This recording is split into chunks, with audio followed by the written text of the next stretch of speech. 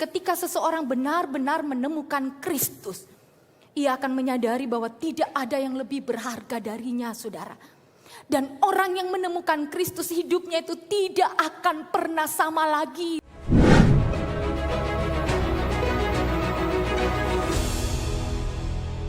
Shalom, selamat siang Bapak Ibu yang terkasih. Apa kabarnya?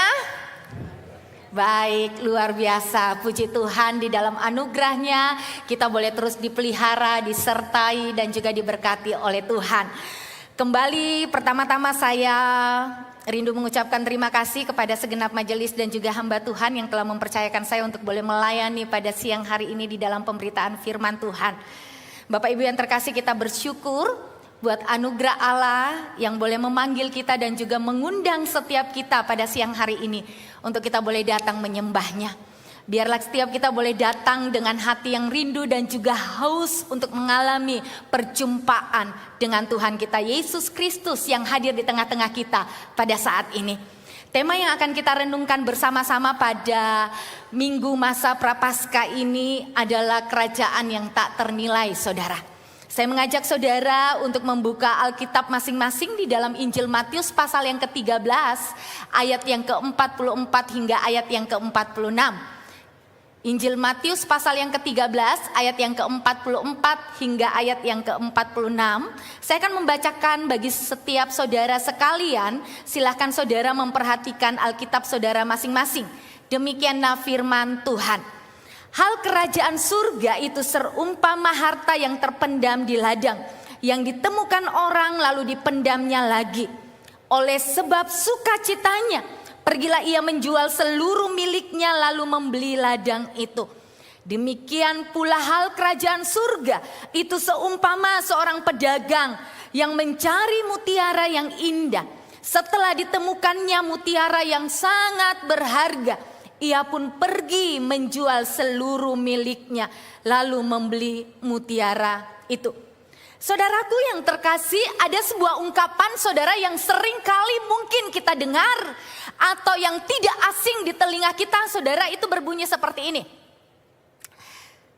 Dalamnya laut akan kuseberangi, tingginya gunung akan kudaki demi cintaku padamu. Kira-kira nih, ada enggak yang pernah mendapatkan perkataan ini dari seseorang? Atau susu mungkin, AI? Gitu ya. Jangan kalah ya, jangan bilang. Sempat aja ada susu AI yang tidak kalah romantisnya dengan anak-anak muda ya. Saudaraku yang terkasih, ungkapan ini menggambarkan saudara bahwa seseorang itu rela loh melakukan apapun, mengorbankan apapun saudara demi sesuatu atau seseorang yang dianggapnya berharga, yang dianggapnya bernilai. Ketika sesuatu itu saudara kita anggap bernilai, seringkali kita tidak lagi memperhitungkan kesulitan, kita tidak lagi memperhitungkan pengorbanan, bahkan risiko yang akan kita hadapi, bahkan juga alami saudara. Kita selalu dengan rela mengorbankan, melakukan apapun demi sesuatu yang kita anggap bernilai loh saudara. Saya ingat sekitar kurang lebih 18 tahun yang lalu ketika saya hamil anak saya yang pertama saudara. Waktu itu sekitar pukul 11 malam. Tiba-tiba saya tuh kepengen banget makan mie goreng saudara. Tapi ini mie goreng bukan mie goreng sembarangan juga gitu ya. Mie goreng di kios Lombok saudara. Ini bukan endorse ya, bukan endorse gitu. Nah, dulu itu saudara kami itu tinggalnya di Sungguh Minasa. Berbeda dengan sekarang saudara yang saya tinggal di pastori gereja cuma di Jalan Sungai Clara. Kalau di Jalan Sungai Clara saudara itu dekat dengan Jalan Lombok. Ini di Sungguh Minasa loh saudara. Dan suami saya itu bela-belain nganterin saya saudara pukul 11 malam. Kami harus keluar rumah demi makan mie goreng di kios Lombok saudara. Kalau dipikir-pikir aneh juga ya saudara. Pukul 11 malam loh keluar rumah dari Sungguh Minasa nih. Hanya demi apa? Demi satu porsi mie goreng kios Lombok. Nah waktu itu belum ada Grab saudara. yang hanya satu kali klik saja tanpa perlu keluar rumah, tanpa perlu repot-repot, saudara, kita dapat menikmati mie goreng di rumah. Betul enggak? Ini kami harus keluar rumah, saudara. Yang seharusnya itu sudah jam tidur, itu sudah jam istirahat, saudara. Kami masih ada di luar loh. Mengapa? Karena lagi hamil nih, saudara. Jadi pada waktu itu mie gorengnya kios Lombok itu sangat bernilai, saudara, sangat berharga. Karena apa? Kami harus keluar pukul 11 malam untuk menikmatinya. It's okay, saudara, no problem. Tapi coba aja sekarang, saudara. Saya minta ditemani makan mie goreng pukul 11 malam, saudara, di kios Lombok. Deket loh Sungai Clara dengan Jalan Lombok. Kira-kira apa jawaban suami saya, saudara? Ayo bapak-bapak, para suami, gitu ya. Dede, pesan mau ke Grab. Jam 11 mie ini tidur moko, besok pi. Saudara yang terkasih, tidak ada yang terlalu sulit, tidak ada yang terlalu mahal, saudara, untuk kita korbankan, untuk kita perjuangkan demi sesuatu yang kita anggap bernilai, demi sesuatu yang kita anggap berharga. Betul enggak? Kita rela melakukan apapun, saudara. Saudaraku yang terkasih, apa sih yang paling bernilai, yang paling berharga dalam hidupmu saat ini, saudara? Mungkin setiap kita memiliki jawaban kita masing-masing. Kita memiliki jawaban yang berbeda satu dengan yang lainnya, saudara. Ada mungkin yang berkata, bagi saya yang berharga, bagi saya itu kesehatan loh. Karena tanpa kesehatan, kita sulit melakukan segala aktivitas kita. Kita butuh tubuh yang kuat, kita butuh tubuh yang sehat untuk kita dapat menjalani hidup ini, untuk kita dapat melakukan segala kegiatan keseharian kita. Yang lain mungkin berkata, saudara, kalau aku sih menurut saya, aku yang paling berharga dalam hidupku sekarang adalah uang. Kita butuh uang untuk hidup. Kita butuh uang untuk makan. Ke toilet aja butuh uang, betul enggak? Kalau ada uang, hidup kita akan terasa lebih mudah. Ada uang, hidup kita akan terasa lebih nyaman. Kita dapat menikmati segala sesuatu di dalam dunia ini dengan adanya uang. Kita merasa hidup kita akan aman dan baik-baik saja.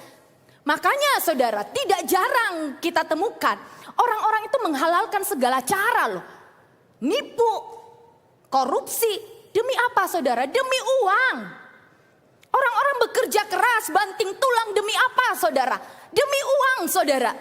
Sampai-sampai hari Minggu pun orang Kristen kadangkala tidak datang ke gereja. Itu karena apa, saudara? Buka toko, demi apa, saudara? Demi uang.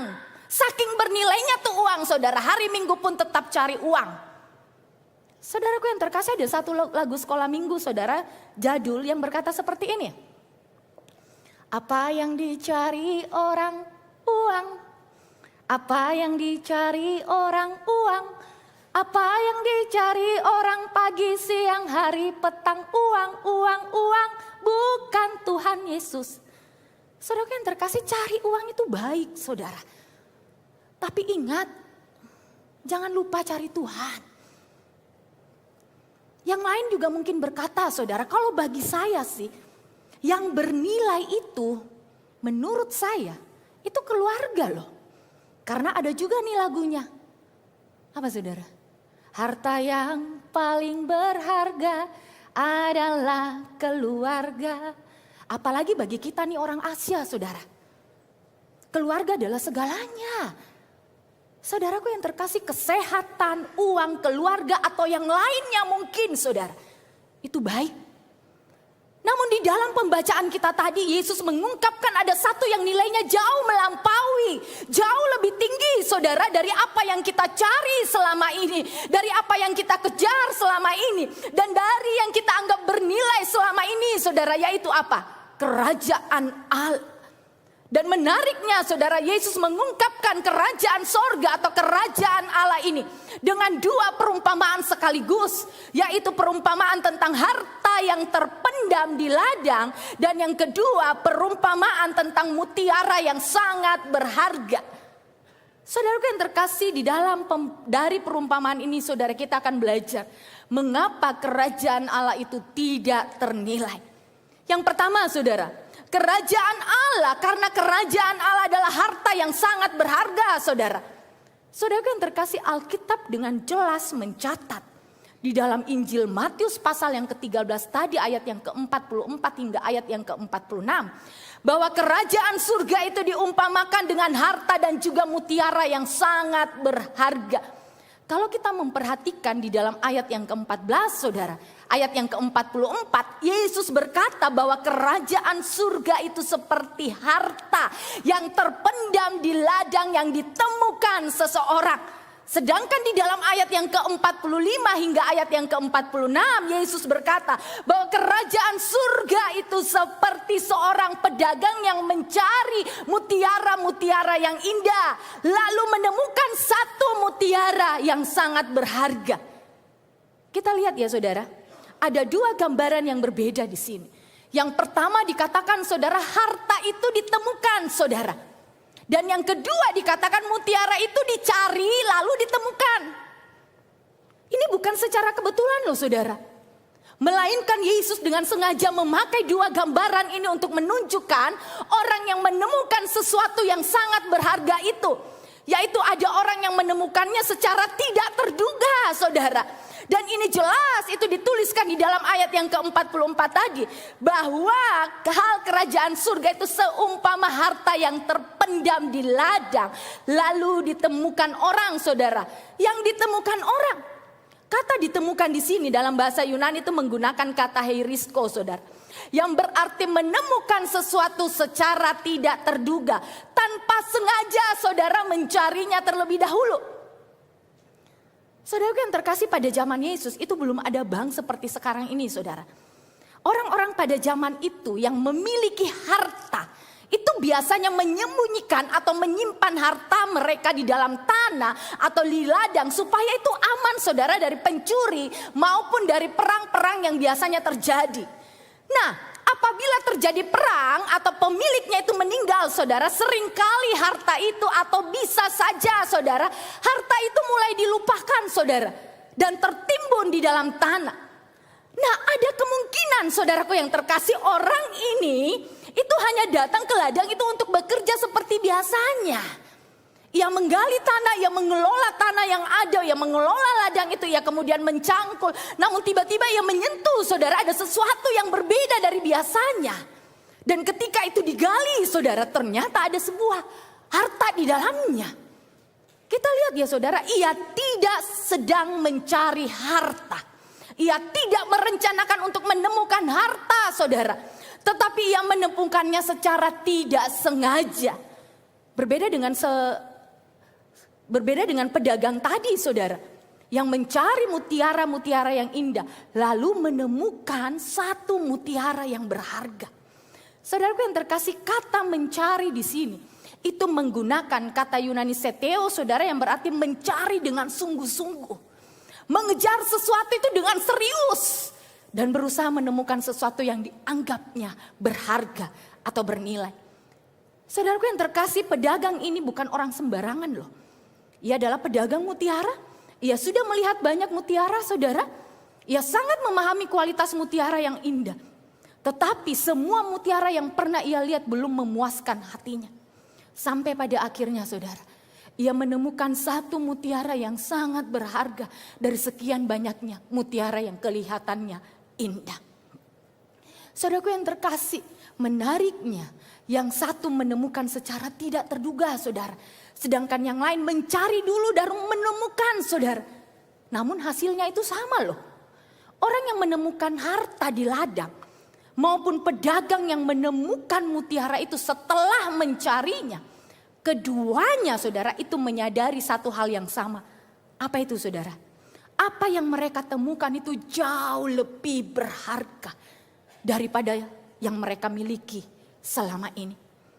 Saudaraku yang terkasih, Yesus memakai dua gambaran ini dengan sengaja saudara. Harta menunjukkan sesuatu yang sangat berharga. Sedangkan mutiara pada zaman Yesus merupakan salah satu barang yang paling mahal saudara. Bahkan pada zaman Romawi kuno dikatakan mutiara itu lebih mahal loh daripada emas. Melalui dua perumpamaan ini saudara, harta dan mutiara adalah sesuatu yang sangat berharga Yesus ingin menunjukkan, demikian pun halnya dengan kerajaan surga. Kerajaan surga memiliki nilai yang melampaui semua kekayaan dunia, saudara. Kerajaan surga adalah harta yang sangat berharga, melebihi segala sesuatu yang ada di dalam dunia ini. Mengapa, saudara?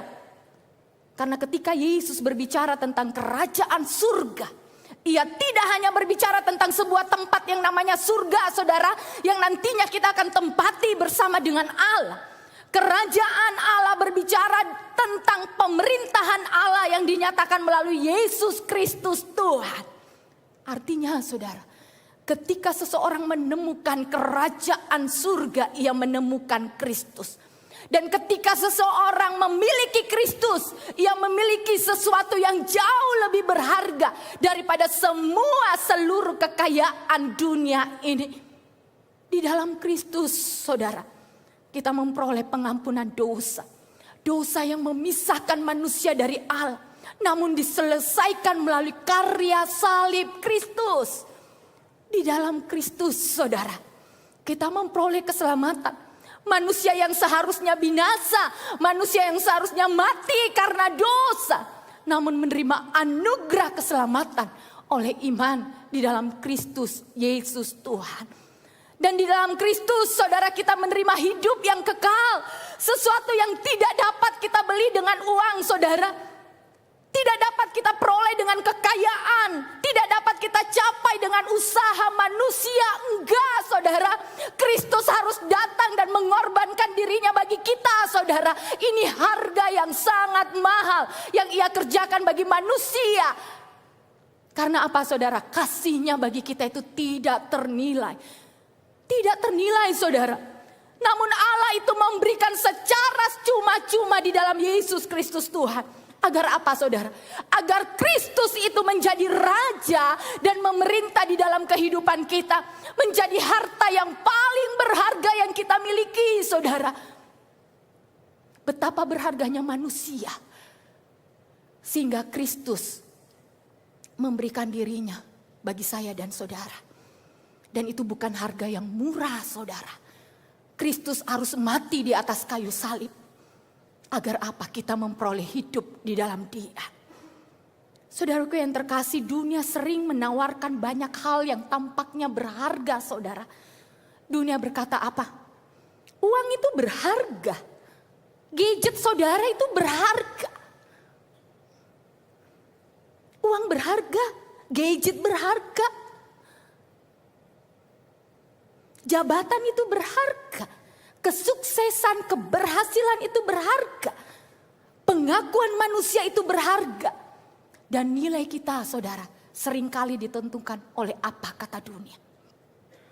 Kita melihat, saudara, realita yang terjadi pada zaman sekarang ini. Tidak sedikit loh orang yang meninggalkan Kristus demi hal-hal yang menurut dunia ini berharga. Ada orang yang meninggalkan imannya karena cinta, saudara. Ada juga yang meninggalkan Tuhan karena apa? Karena jabatan, saudara, karena posisi. Ada yang meninggalkan kebenaran demi apa? Demi kedudukan, demi keuntungan, saudara. Namun firman Tuhan mengingatkan kita bahwa Kristus jauh lebih berharga dari semuanya itu. Enggak ada karya yang mulia seperti apa yang Kristus kerjakan bagi saya dan saudara. Untuk itulah Paulus berkata di dalam Filipi, saudara, pasal yang ketiga ayat yang ke-7 hingga ayat yang ke-8. Tetapi apa yang dahulu merupakan keuntungan bagiku, sekarang kuanggap rugi karena Kristus. Malahan segala sesuatu kuanggap rugi karena pengenalan akan Kristus Yesus, Tuhanku lebih mulia daripada semuanya. Oleh karena Dialah aku telah melepaskan semuanya itu dan menganggapnya sampah, supaya aku memperoleh Kristus. Saudaraku yang terkasih, Paulus memiliki segalanya menurut ukuran dunia, saudara. Apa yang kurang dari Paulus, saudara? Ia seorang yang memiliki pendidikan tinggi, saudara. Ia bukan orang sembarangan, saudara. Ia punya status, ia orang Farisi, saudara. Ia memiliki kehormatan, ia memiliki pengaruh. Namun ketika ia mengenal Kristus, Paulus berkata segala sesuatu kuanggap rugi. Mengapa? Karena ia menyadari satu hal saudara, Kristus jauh lebih berharga dari semua apa yang ia miliki selama ini. Saudaraku yang terkasih, segala sesuatu yang ada di dalam dunia ini itu bersifat sementara. Uang kita bisa habis loh saudara. Kesehatan ini itu bisa hilang saudara. Hari ini bisa sehat, belum tentu besok saudara. Kedudukan itu bisa jatuh saudara. Keberhasilan juga bisa berlalu. Kesuksesan kita bisa berlalu saudara. Tetapi apa yang kita terima di dalam Kristus itu bersifat kekal. Saudaraku yang terkasih, ketika seseorang benar-benar menemukan Kristus, ia akan menyadari bahwa tidak ada yang lebih berharga darinya saudara. Dan orang yang menemukan Kristus, hidupnya itu tidak akan pernah sama lagi saudara. Hidupnya tidak akan pernah sama lagi. Saudaraku yang terkasih, adakah Kristus benar-benar menjadi harta yang sangat berharga di dalam hidup kita saat ini? Jangan sampai saudara, kita memiliki banyak hal yang berharga tanda kutip di dalam dunia ini saudara. Tetapi kita kehilangan apa yang paling berharga, yaitu Kristus. Saudaraku yang terkasih, jika Kristus benar-benar adalah harta kita, maka dunia itu akan kehilangan daya tariknya saudara. Sebab orang yang benar-benar menemukan harta yang sejati itu tidak akan pernah lagi terpikat oleh harta-harta yang sifatnya fana maupun sementara. Yang kedua saudara, mengapa dikatakan kerajaan yang tak ternilai? Karena menuntut respons secara total. Saudaraku yang terkasih, perumpamaan yang disampaikan oleh Yesus ini tidak berhenti hanya pada nilai harta itu saja saudara. Yesus juga menunjukkan bagaimana respons orang yang menemukan harta itu.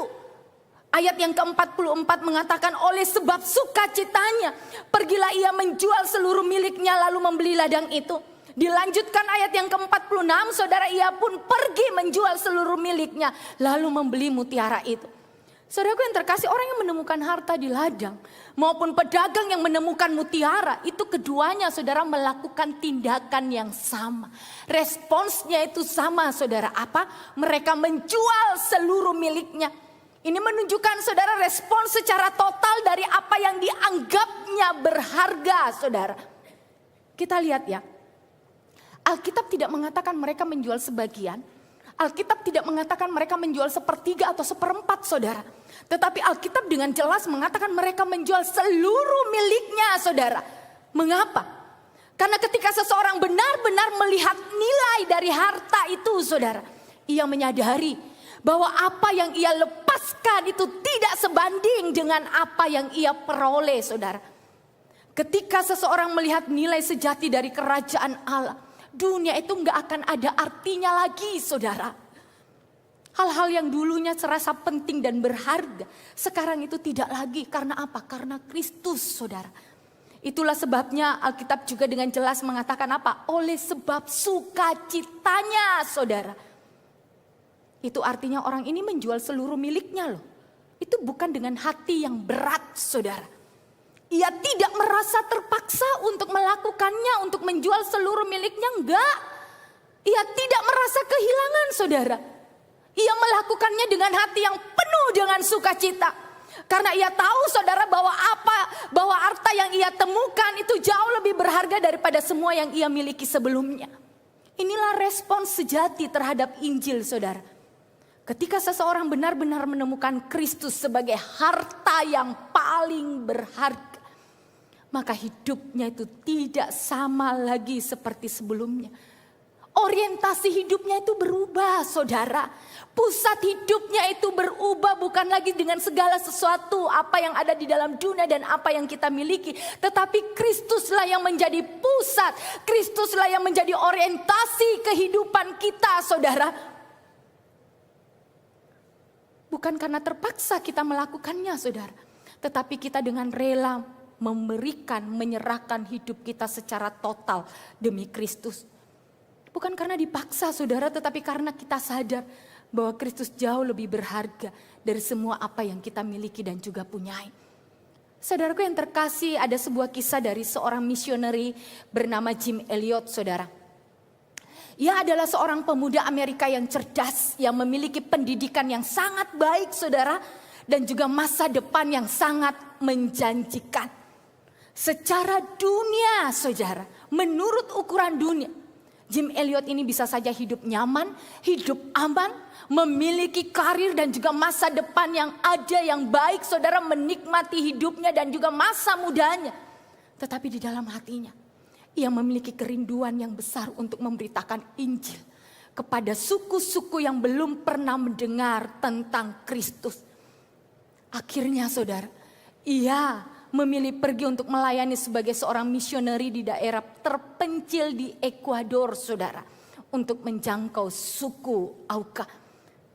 Sebuah suku yang terkenal sangat keras saudara, dan tidak tanggung-tanggung saudara, suku ini bisa membunuh orang luar yang datang ke kampungnya.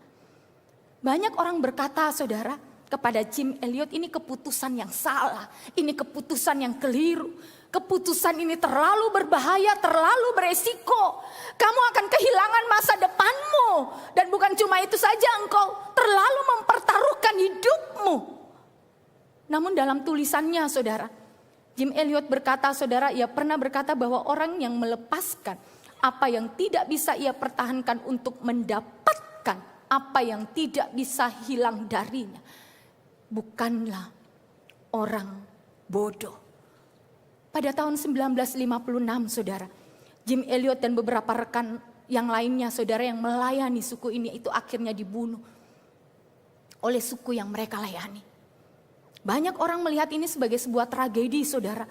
Orang berkata, apa sayang banget lu, masa depannya hancur, hidupnya berakhir terlalu cepat, dia masih muda, terlalu cepat hidupnya berakhir. Tetapi bagi Jim Elliot saudara, hidupnya itu gak pernah sia-sia. Hidupnya tidak pernah sia-sia. Karena apa saudara? Ia telah menemukan Kristus, harta yang jauh lebih berharga daripada apa? Hidupnya sendiri. Ia telah menemukan Kristus saudara, harta yang jauh lebih berharga dari hidupnya sendiri. Dia menemukan Kristus dan kerajaannya yang ia beritakan menjadi kepada orang-orang yang belum percaya. Meskipun nyawanya menjadi taruhannya, ia melakukannya dengan hati yang penuh dengan sukacita. Ia tahu apa yang ia korbankan tidak pernah sia-sia di hadapan Tuhan.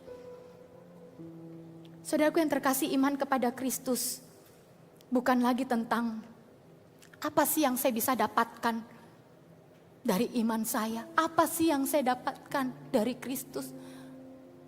Bukan lagi kita hidup untuk memanfaatkan Tuhan saudara, bukan.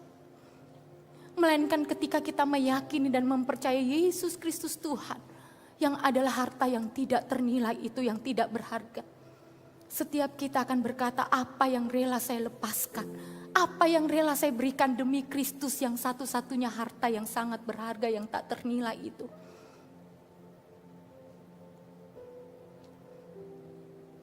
Saudaraku yang terkasih, Filipi katakan,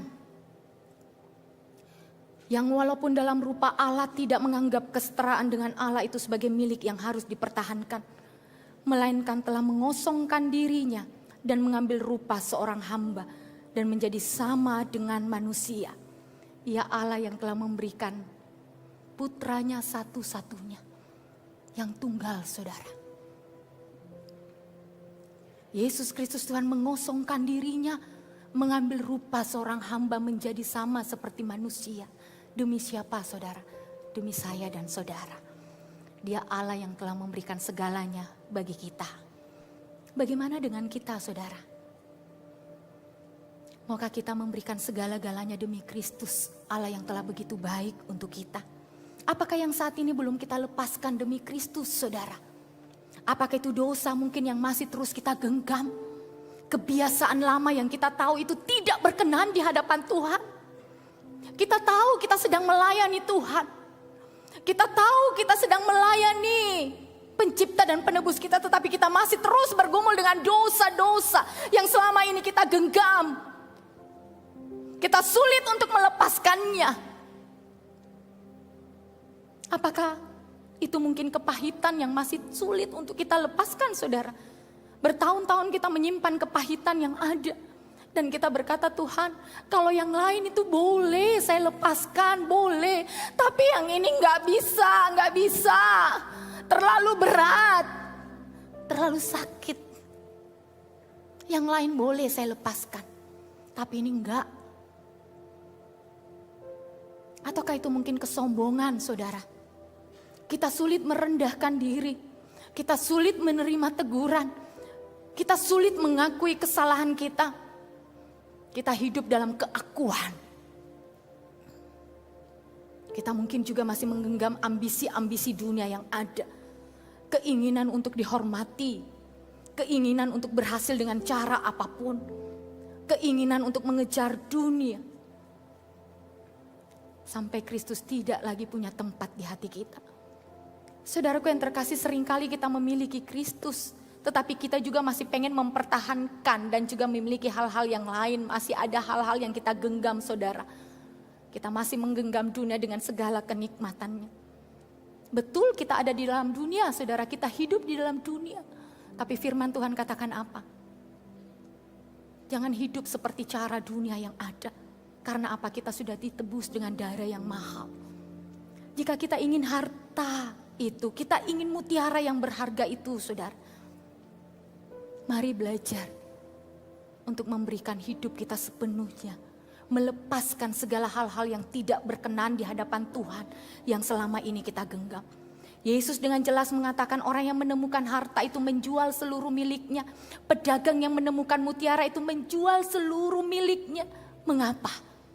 Karena mereka tahu bahwa harta itu, mutiara itu jauh lebih berharga, saudara, dari apa yang ada pada mereka. Saudaraku yang terkasih, seringkali masalahnya bukan karena Kristus kurang berharga, bukan. Masalahnya karena kita belum sungguh-sungguh melihat betapa berharganya Kristus. Jika kita benar-benar melihat kemuliaan Kristus dan juga keagungan kasih-Nya, kita tidak akan sulit melepaskan, meninggalkan dosa-dosa kita. Kita tidak akan sulit meninggalkan kebiasaan-kebiasaan lama kita. Kita tidak akan sulit meninggalkan segala kenikmatan dunia ini.